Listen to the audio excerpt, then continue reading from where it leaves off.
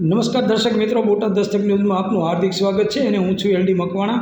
આપ જોઈ રહ્યા છો બોટાદ દસ્તક ન્યૂઝ। હવે પછીના સમાચાર વિગતવાર। બહેનના ઘરે જમવાનું લેવા જતા ભાઈનું મોત।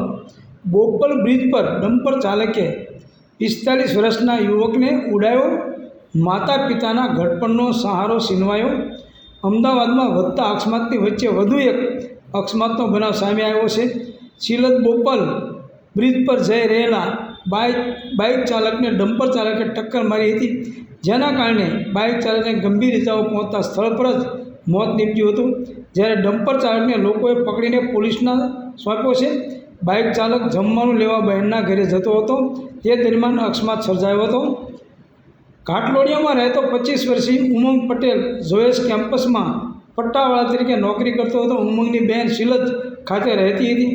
ગઈકાલે રાત્રે ઉમંગની બહેન કૃપાએ ઉમંગનું અને તેના માતા પિતાનું જમવાનું બનાવ્યું હતું, જેથી ઉમંગ તેનું સ્પ્લેન્ડર બાઇક લઈને સિલદ ખાતે જમવાનું લેવા જઈ રહ્યો હતો।